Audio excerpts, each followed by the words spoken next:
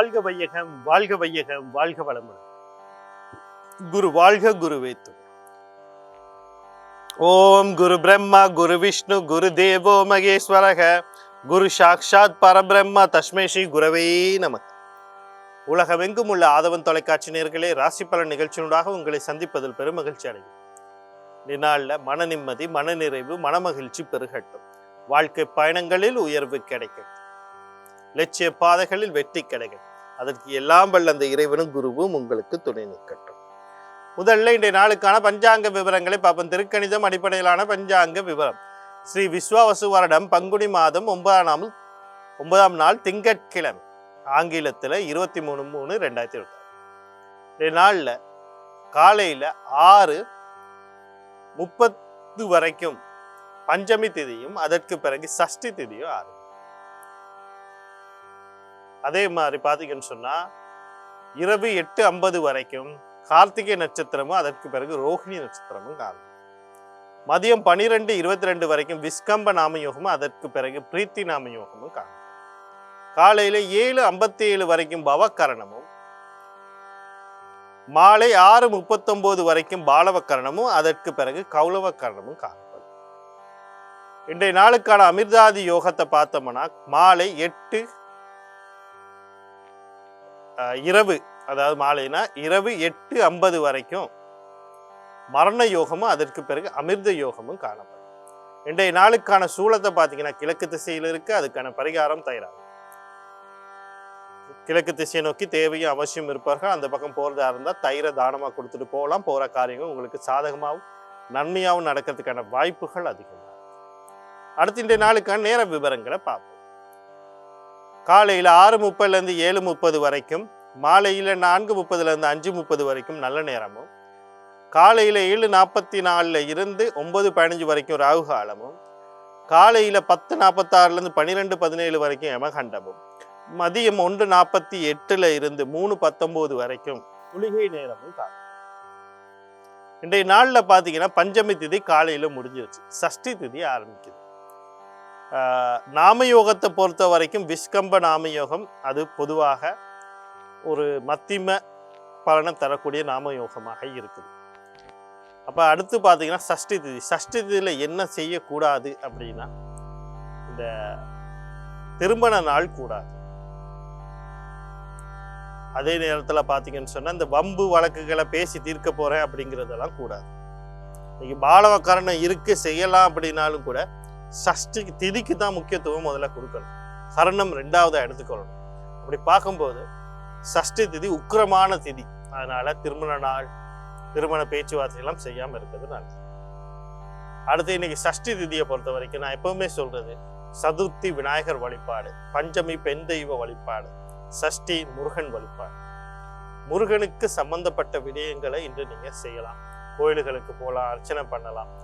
அதே மாதிரி அடிக்கடி நான் சொல்றதுதான், தேய்பிறையில் பிறந்தவர்கள் வளர்ப்பிறையிலும், வளர்ப்பிறையில் பிறந்தவங்க தேய்பிறையிலும். அதாவது எல்லா சஷ்டிலையும் செய்யலாம். சிறப்பு செய்தால் சிறப்பு. வழிபாடுகள் செய்வது, ஒரு விளக்கு போட்டாது வழிபாடு செய்வது. இதன் மூலியமா வாழ்க்கையில உங்களுக்கு அடுத்த நிலைகளுக்கு போகிறதுக்கு, திதி தோஷம் நீங்கிறதுக்கான வாய்ப்புகள் எல்லாம் இருக்கு. இப்போ இந்த விஷயங்களை பயன்படுத்திக் கொள்ளும். அடுத்து இன்றைய நாளுக்கான ராசி பலனை பார்ப்போம். இந்த ராசி பலன் அப்படின்னு நான் சொல்லும் போது ஒவ்வொரு நாளுமே உங்களுக்கு ஒரு விளக்கத்தை கொடுத்துக்கிட்டேன். காரணம் என்னன்னா, நீங்க சரியான முறையில பலனை கேட்கும் போதுதான் அந்த பலன் உங்களுக்கு ஒரு வழிகாட்டலாக அமையும். இல்லைன்னா நீங்களா ஒரு முடிவுக்கு வருவீங்க. பொய், இவர் பொய், இவங்க எல்லாமே பொய், சாஸ்திரம் பொய், ஜாதகம் பொய், ஜோதிடம் பொய், இந்த மாதிரியான முடிவுகளுக்கு நீங்க உங்களுக்குள்ள வரும். ஆனா இது உங்களுக்கு புரிய மாட்டேங்குது. உங்களுடைய அறியாமை காரணத்தால மட்டும்தான் இந்த விஷயங்கள்லாம் நடக்குது. உங்களுக்கு இத பற்றியான அறிவு இன்மை. ஏன் அப்படின்னா, முதல்ல நீங்க எல்லாருக்குமே ராசி தெரிஞ்சு வச்சுக்கொள்றீங்க. நம்பிக்கை இல்லைன்னு சொல்றவங்க கூட ராசியை தெரிஞ்சு வச்சுக்கொள்வீங்க, நட்சத்திரத்தை தெரிஞ்சு வச்சுக்கொள்வீங்க. ஒரு பலன் சொல்லும் போது இந்த பாருங்க காட்டுறேன், இன்னைக்கு எனக்கு இப்படி சொல்லிட்டாங்க, ஆனா எனக்கு நடக்கலைன்னு சொல்றதுக்கு ராசியில பலனை பார்க்கணும். ராசினா என்ன தெரியுமா? தெரியும். ராசிங்கிறது உங்களுடைய, அதாவது சந்திரனுடைய நகர்வை வச்சு சொல்றது. சந்திரன் என்னத்தை குறிக்கும் அப்படின்னா உடல் மனதை குறிக்கும். சிறப்பம்சத்துல உடல் வரும். அப்ப சந்திரன் தான் தாய் கிரகமா சொல்லப்படும். தாய்ங்கிறவர் உடல் கொடுக்கக்கூடியவர். அந்த உடலுக்கு உயிரை கொடுக்கிறது யாரு அப்படின்னா தந்தை. அப்போது உலக உற்பத்திகளுக்கும் ஆத்மாக்கு காரகனாகவும் உலக தந்தையா இருக்கிறது யாருன்னா சூரியன். சந்திரனை மையமா வச்சுதான் ராசி எடுக்கிறாங்க. சூரியனை மையமா வச்சுதான் லக்னம் எடுக்கப்படும். அப்ப இந்த லக்னம் என்னன்னு உங்க ஜன்ன ஜாதத்தை எடுத்து பார்த்துக்கணும். அதுக்கு பிறகு உங்களுக்கு என்ன மகா திசை நடக்குதுன்னு பார்த்துக்கணும். அந்த தசை புத்தி, மகா திசை புத்தி என்னன்னு பார்த்துக்கிட்டீங்க. அந்த தசை புத்தி உங்களுக்கு சாதகமா பாதகமானு பார்த்துக்கணும். தசைநாதனும் புத்திநாதனும் கர்ம நட்சத்திரத்துல இருக்காரான்னு பார்த்துக்கணும். அடுத்து பார்த்தீங்கன்னு சொன்னா ஒரு மகா திசையில ஒரு புத்தி ஒரு உள்வினை புத்தியா இருக்கும். இவ்வளத்தையும் தெரிஞ்சுக்கிட்டு நீங்க பலனை பார்க்கும்போது அந்த பலன் உங்களுக்கு வழிகாட்டக்கூடியதாக இருக்கும். இல்லை அப்படின்னா இது ஒரு பித்தலாட்டமா தான் உங்கள் அறியாமையினால. முதல்ல மேசராசி அன்பர்களே, இன்றைய நாள் உங்களுக்கு எப்படி இருக்கு அப்படின்னு சொல்லி பார்த்தோம்னா, நீங்க கவனம் செலுத்த வேண்டிய விடயங்கள் அப்படின்னு சொல்லும்போது, வாழ்க்கையில உங்களுக்கு நிறைய ஆசைகளும் முயற்சிகளும் இருக்கும். ஆசையை நோக்கி முயற்சி பண்ணாதவங்க மனிதராகவே இருக்க முடியும். ஆனா மனித வாழ்க்கையே எதையோ நோக்கி பயணிக்கிறது. நான் தெய்வத்தை அறியணும் அப்படின்னா என்ன செய்யணும் அப்படிங்கிறதெல்லாம் இருக்கு. அதுக்கும் முயற்சி தான் பண்ணணும். முயற்சி செய்தால் மட்டும்தான் நீ ஒரு விஷயத்தை அடைய முடியும். நான் நல்லவனா இருக்கணும்னா நீ முயற்சி பண்ணணும். அப்ப எல்லாருக்குமே அந்த ஆசை இருக்கு, முயற்சி இருக்கு. புத்த பகவானே ஒரு 4 கேள்விக்கு விடை தேறி முயற்சி பண்ண, அதுக்கு பிறகுதான் அவருக்கு ஞானம் கிடைச்சு. இப்படி பல விஷயத்துக்கு முயற்சி பண்ணிக்கிட்டே தான் இருப்போம். இன்னைக்கு அந்த முயற்சி எல்லாம் உங்களுக்கு தடைகள் இல்ல, நீங்க நினைச்சது மாறாக நடக்கும். அதனால பொறுமையும் அமைதியும் தேவை. அப்ப செய்யற முயற்சியில கொஞ்சம் கவனமும் தேவை. அதே மாதிரி ஒரு பயணம் போறதுக்கு முன்னுக்கு ஒரு தடவைக்கு 2 தடவை ஆலோசனை பண்ணுங்க. போறதுக்கு முன்னாடி ஒரு அலைப்பையாவது ஏற்படுத்தி வந்தா போனா அந்த காரியங்கள் நடக்குமாங்கிறது தெளிவா தெரிஞ்சுக்கணும். இல்லைன்னா வீண் அலைச்சல். அடுத்தது, ஒரு விஷயத்த சொல்லும் போது இன்னைக்கு உணர்ச்சி வயப்பட்டு பேசிவிடார்கள். ஒரு தடவைக்கு 2 தடவை ஆலோசனை பண்ணி பேசு. ஏன்னா உங்க மனசுல ஒரு விஷயம் இருக்கு, நீங்க அதை சொல்ல நினைக்கிறது வேற ஒரு விஷயமா இருக்கும். நீங்களும் மனசுல இருக்க விஷயத்த தெளிவா சொல்லியிருப்பீங்க. ஆனால் அந்த விஷயம் அதை பெருநபருக்கு வேற மாதிரியான உணர்வுகளை ஏற்படுத்தி விடும். அதனால பேசுற விஷயத்துல கவனம். இந்த நாள்ல வரக்கூடிய சகல விஷயத்தின் நன்மையாக மாற்றி அமைத்துக் கொள்ள செவ்வாய் பகவான், அவருடைய அதிபதி முருகப்பெருமான், குலதெய்வம் கர்ணா யோகாதிபதி வழிபாடுகள் செய்து கொள்ளுங்க. இன்றைய நாள் உங்களுக்கு மீனாக. அடுத்து ரிஷபராசி நேர்கள், இன்றைய நாள் உங்களுக்கு எப்படி இருக்கு அப்படின்னு சொல்லி பார்த்தோம்னா, நீங்க கவனம் செலுத்த வேண்டிய விஷயங்கள் அப்படின்னு சொல்லும்போது முக்கியமாக குடும்ப உறுப்பினர்கள் யாராக இருக்கணும், தாய் தந்தை குழந்தைகள்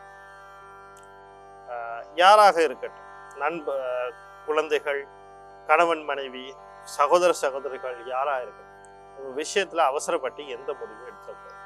முக்கியமா ஆண் குழந்தை சார்ந்த விஷயங்கள்ல மிக மிக கவனமா இருக்கு.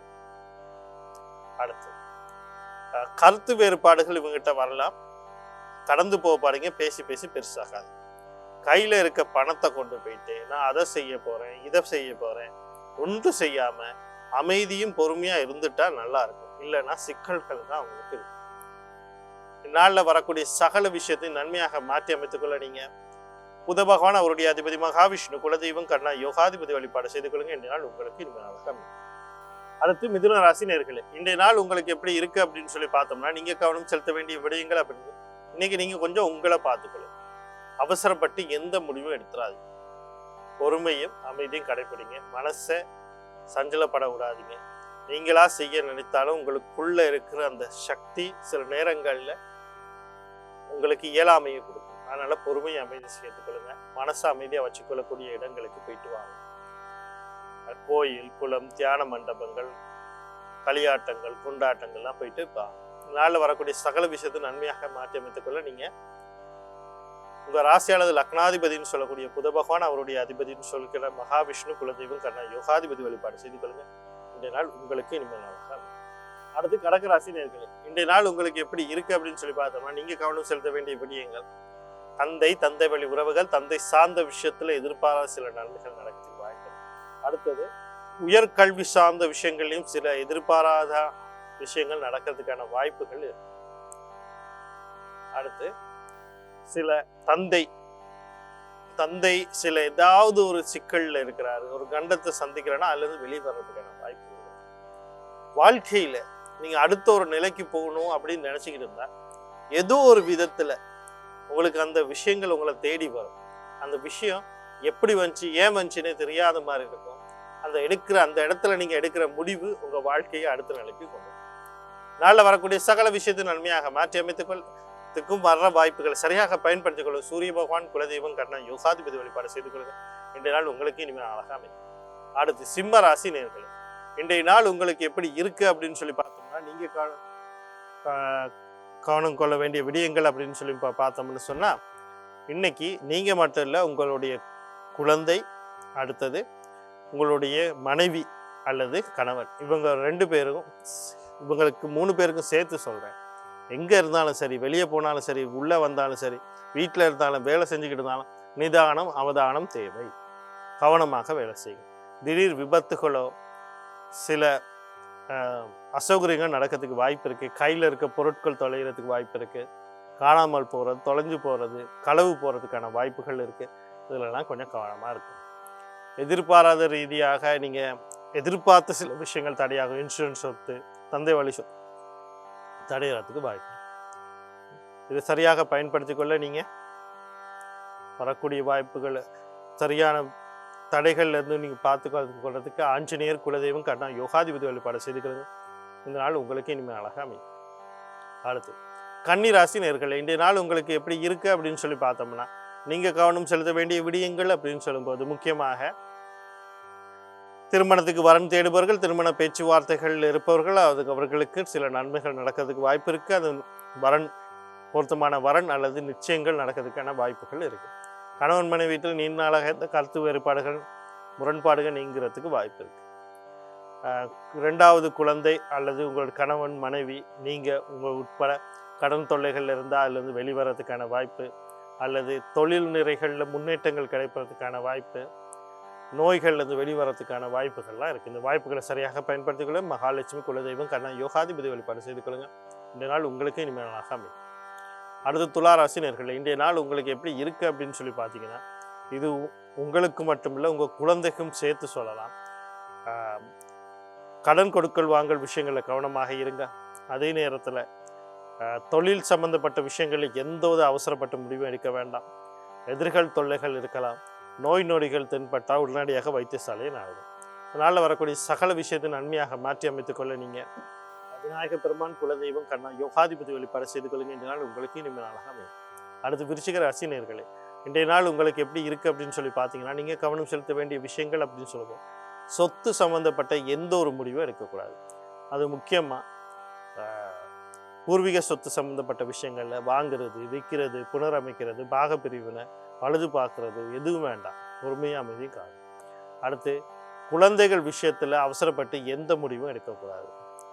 களியாட்டங்கள், கொண்டாட்டங்கள், காதல் சம்பந்தப்பட்ட விஷயங்கள்ல கவனமாக இருக்கணும். இந்த நாளில் வரக்கூடிய சகல விஷயத்தை நன்மையாக மாற்றி அமைத்துக்க குலதெய்வம் கர்ண யோகாதிபதி வழிபாடு செய்து கொள்ளுங்க. இந்த நாள் உங்களுக்கு இனிமேல் அழகாக அமையும்.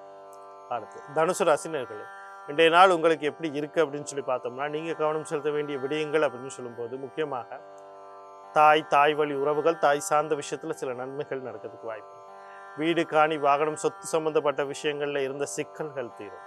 வாங்கிறது, விற்கிறது, அடகு வைக்கிறது, பழுது பார்க்கறது, புனரமைக்கிறது, இந்த மாதிரி விஷயங்கள்லாம் நன்மை தரும். அடகு வச்சதை திருப்புறதுக்கான வாய்ப்புகள்லாம் இருக்குது. கணவன் மனைவி இடையிலே அந்யோன்யங்கள் பெருக்கக்கூடிய வாய்ப்பு இருக்குது. மன நிம்மதி கிடைக்கக்கூடிய வாய்ப்புகள் இருக்குது. இதனால் வரக்கூடிய சகல விஷயத்தை நன்மையாக மாற்றி அமைத்துக் கொள்ள நீங்கள் பெண் தெய்வம்னு சொல்லக்கூடிய துர்க்கை, மாரியம்மன், கருமாரியம்மன், முத்துமாரியம்மன், அம்பாள் வழிபாடுகளை செய்து கொள்ளுங்க. இன்றைய நாள் உங்களுக்கு இனிமையான நாளாக அமையும். மகாராஷ்டிரர்களே, இன்றைய நாள் உங்களுக்கு எப்படி இருக்குன்னு பார்த்தீங்கன்னா, நீங்கள் கவனம் செலுத்த வேண்டிய விஷயங்கள், வாழ்க்கையில் அடுத்தது என்ன செய்யலாம், எப்படி செய்யலாம், அந்த விஷயங்களில் நீங்கள் கொஞ்சம் கவனம் செலுத்தணும்.